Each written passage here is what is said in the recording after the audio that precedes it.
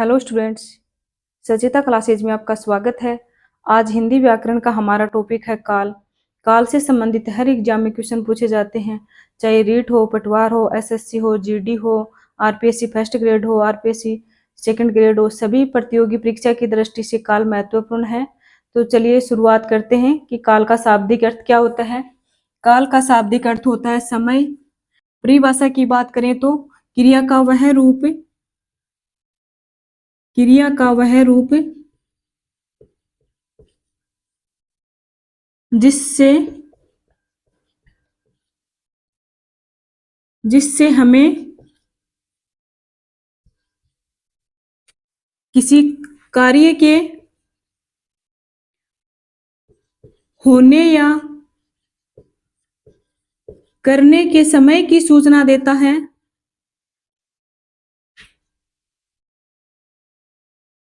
समय की सूचना देता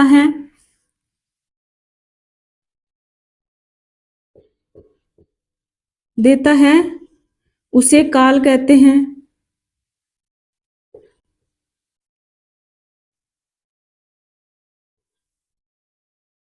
उसे काल कहते हैं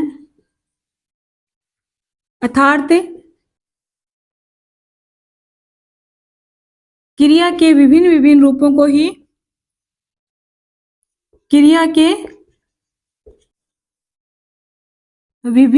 रूपों को ही काल कहते हैं।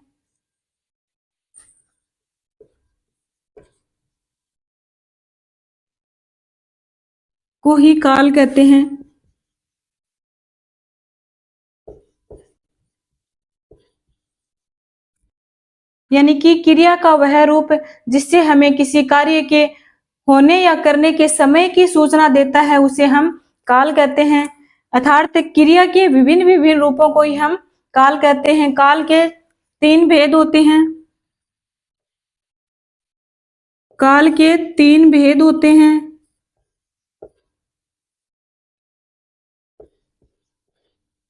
कौन कौन से होते हैं?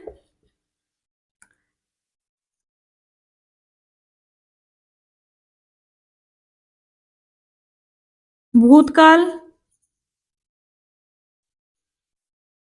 वर्तमान काल, भविष्यत काल।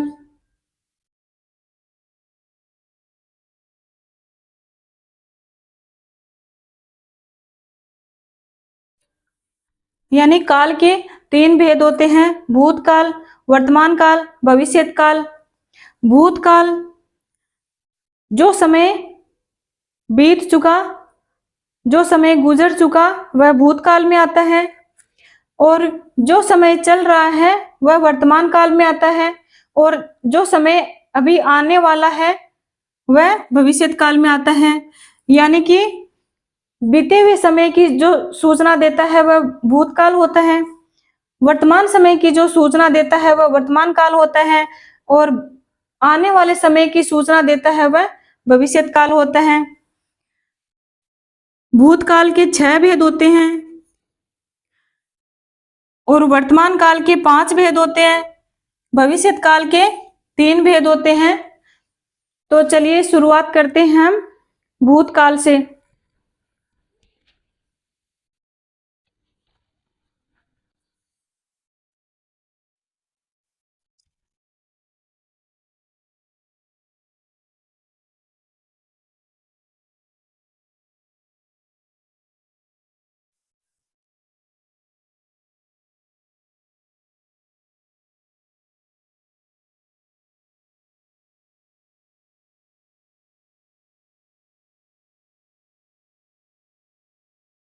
भूतकाल की परिभाषा क्या होती है? क्रिया का वह रूप जो हमें बीते हुए समय के बारे में सूचना देता है, उसे हम भूतकाल कहते हैं। क्रिया का वह रूप जो हमें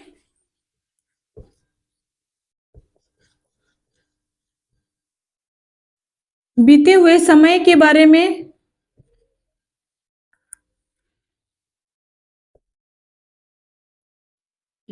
सूचना देता है।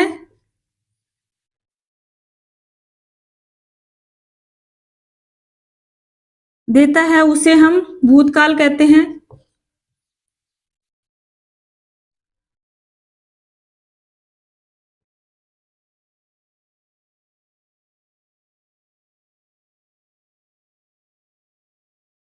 उसे हम भूतकाल कहते हैं। भूतकाल के 6 भेद होते हैं।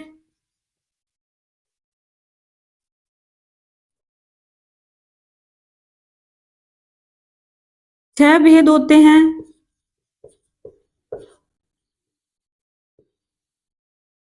कौन कौन से? सामान्य भूतकाल,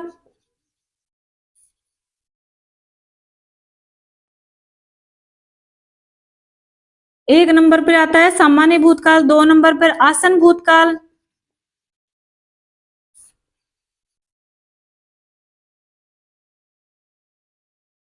3 नंबर पूर्ण भूतकाल,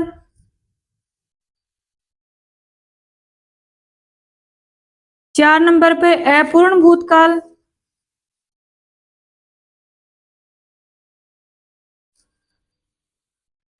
5 नंबर पर आता है संदिग्ध भूतकाल,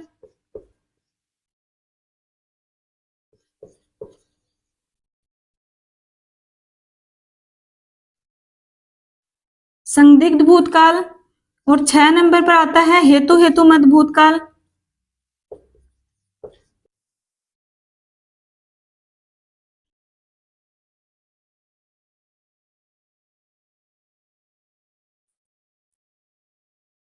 भूतकाल के 6 भेद होते हैं।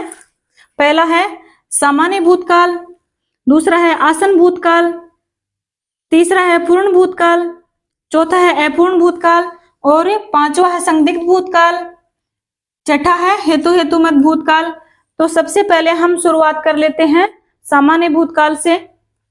सामान्य भूतकाल की परिभाषा देख लेते हैं कि क्रिया का वह रूप जिसे ये पता चले कि कार्य बीते हुए समय में तो हुआ है, लेकिन कार्य किए हुए कितना समय हुआ है इसका अनुमान नहीं होता है, वहां सामान्य भूतकाल होता है। सामान्य भूतकाल की पहचान है वाक्य के अंत में था, थी, थे आते हैं, या, ये आते हैं, आ, ई, ए आते हैं, ये सभी मुख्य क्रिया के अंत में प्रयुक्त होते हैं, वहां हमेशा सामान्य भूतकाल होता है। जैसे कि राम ने पुस्तक पढ़ी, तो राम ने पुस्तक तो पढ़ी है, लेकिन पढ़े हुए कितना समय हुआ इसका अनुमान नहीं है। और वाक्य के अंत में क्रिया के साथ में ई आया है। इसी प्रकार है सीता ने गाना गाया है, तो सीता ने गाना तो गाया है, लेकिन गाना गाए हुए कितना समय हुआ है इसका हमें अनुमान नहीं है। इसी प्रकार इसमें क्रिया के साथ में आ आया है। माता जी ने कपड़े धोए, क्रिया के साथ में ए आया है। इसी प्रकार रमेश ने राकेश को पीटा, तो पीटना यहाँ क्रिया है, क्रिया के साथ में क्या आया है? आ आया है। क्रिया के साथ में आ आया है। तो ये वाक्य हुआ सामान्य भूतकाल का। इसके बाद आता है हमारा नोट। नोट क्या कहता है कि यदि बिना क्रिया के था आ जाए, थी आ जाए, थे आ जाए, तो वहां सामान्य भूतकाल होता है। जैसे कि श्याम अध्यापक था, यहाँ कर्ता है, कर्म है और क्रिया नहीं है, क्रिया नहीं है। इसी प्रकार मोहन खुश था, तो यहाँ भी क्रिया नहीं है। कल रात बहुत गर्मी थी, यहाँ भी क्रिया नहीं है। कि जहां भी यदि क्रिया के साथ में था आता है, थी आती है, थे आते हैं, वहां सामान्य भूतकाल ही होता है। सामान्य भूतकाल के बाद में 2 नंबर पे आता है हमारा पूर्ण भूतकाल। तो पूर्ण भूतकाल की परिभाषा देख लेते हैं। वाक्य में प्रयुक्त क्रिया के जिस रूप से यह बोध होता है कि क्रिया बहुत समय पहले ही समाप्त हो गई थी, तो वहां पूर्ण भूतकाल होता है। यहाँ की पूर्णता का हमें बोध होता है। परिभाषा के बाद में हम देख लेते हैं पूर्ण भूतकाल की पहचान। तो पहचान क्या कहती है? वाक्य के अंत में चुका था, चुकी थी, चुके थे, या था, ये थी, या थे, आज था, ई थी, ए थे आदि का प्रयोग जहां होता है, वह वाक्य पूर्ण भूतकाल का होता है। जैसे कि वह घर पहुंच चुका था, तो वाक्य के अंत में क्या आया है? चुका था, चुका था। मैंने ये पत्र पहले ही पढ़ा था, तो वाक्य के अंत में क्या आया है? आ था। वाक्य के अंत में क्या आया है? या था। सीता घर पहुंच चुकी थी, तो वाक्य के अंत में क्या आया है? सीता घर पहुंच चुकी थी। इसी प्रकार उसने चिट्ठी लिखी थी, तो वाक्य के अंत में क्या आया है? इथी। वाक्य के अंत में क्या आया है? इथी। इसी प्रकार उन्होंने कपड़े खरीदे थे, वाक्य के अंत में क्या आया है? ए थे। तो हमारी पहचान क्या कहती है कि वाक्य के अंत में अगर चुका था, चुकी थी, चुके थे, या था, ये थी, ये थे, आ था, ई थी, ए थे, जहां भी आते हैं वह वाक्य पूर्ण भूतकाल का होता है। इसके बाद में आता है हमारा नोट। तो नोट क्या कहता है? यदि सामान्य भूतकाल के वाक्य में था, थी, थे जोड़ देते हैं तो वह वाक्य भी पूर्ण भूतकाल का बन जाता है। जैसे कि उसने मुझे पुस्तक दी, तो यह वाक्य हुआ सामान्य भूतकाल का, सामान्य भूतकाल का। और इसी वाक्य के अंत में अगर हम थी लगा देते हैं तो ये वाक्य बन जाता है पूर्ण भूतकाल का, कि उसने मुझे पुस्तक दी थी, तो ये वाक्य बना पूर्ण भूतकाल का। इसके बाद में 3 नंबर पर आता है हमारा अपूर्ण भूतकाल। तो अपूर्ण भूतकाल की परिभाषा देख लेते हैं कि बीते हुए समय में कार्य शुरू तो हो गया, लेकिन अभी तक उसकी पूर्णता की प्राप्ति नहीं हुई है, यानी कि वह वाक्य है वह अभी तक अपूर्ण है, इसमें हमें पूर्णता की प्राप्ति नहीं होती है, वहां हमेशा अपूर्ण भूतकाल होता है। इसके बाद में हम देख लेते हैं अपूर्ण भूतकाल की पहचान क्या कहती है। वाक्य के अंत में अगर रहा था, रही थी, रहे थे, ता था, ती थी, ते थे आदि का प्रयोग जहां होता है वह अपूर्ण भूतकाल होता है। जैसे राकेश पढ़ रहा था, तो वाक्य के अंत में क्या आया है? रहा था आया है, रहा था।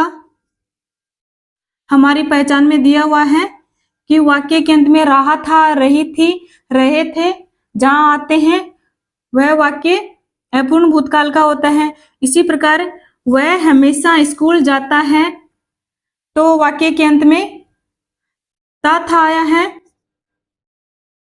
हमारी पहचान में दिया हुआ है कि जब भी वाक्य के अंत में ता था, तिथि, तेथे आते हैं तो वह वाक्य अपूर्ण भूतकाल का होता है।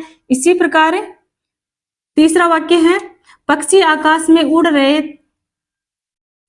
थे या पक्षी आकाश में उड़ रहा था, तो वाक्य के अंत में क्या आया है?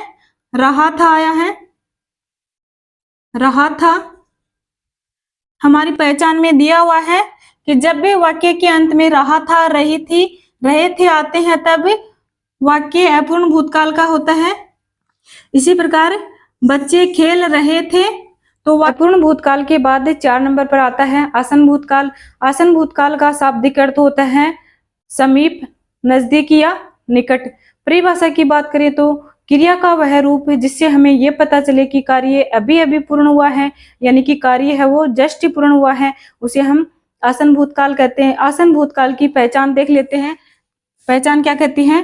वाक्य के अंत में अगर चुका है, चुकी है, चुके हैं, या है, ये हैं, ये हैं, आ है, ए हैं आदि आते हैं तो वह वाक्य आसन भूतकाल का होता है।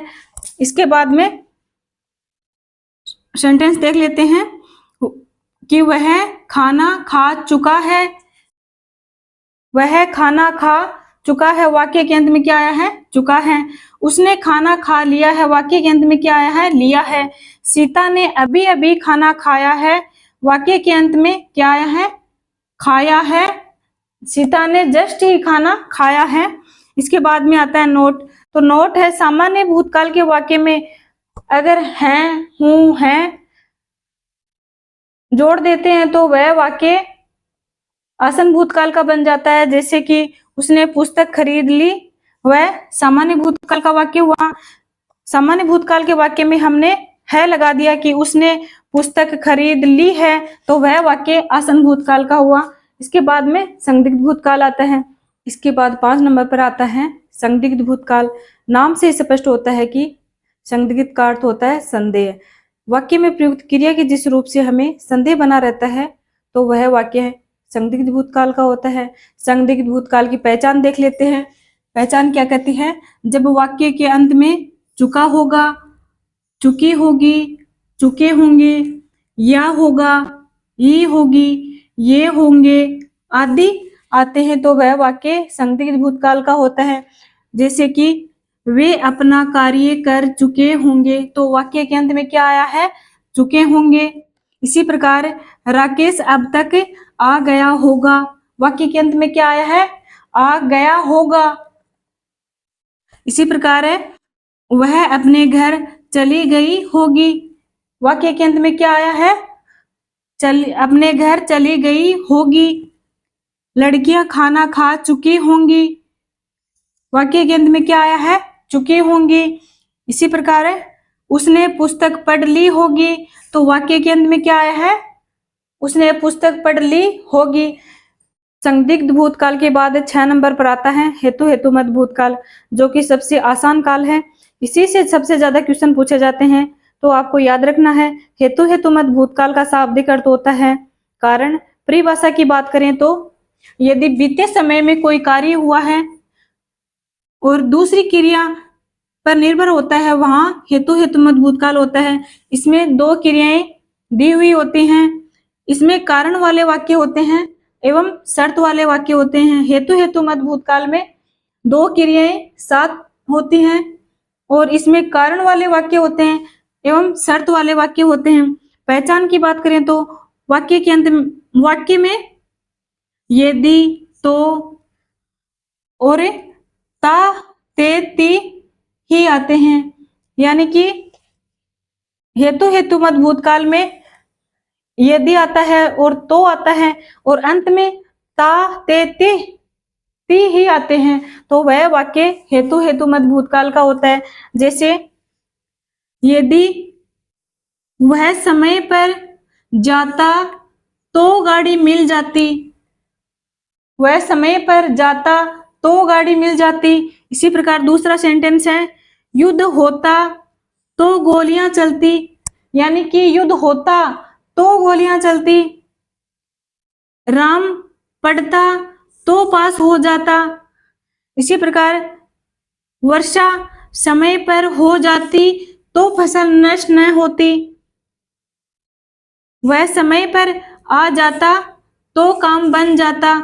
यानी कि वाक्य के अंत में ता, ते, ती ही मिलते हैं और वाक्य में 2 क्रियाएं साथ साथ चलती हैं। पहली क्रिया है वो दूसरी क्रिया पर निर्भर होती है, तो वह वाक्य हेतु हेतुमत भूतकाल का होता है। इसके बाद हम कल पढ़ेंगे वर्तमान काल।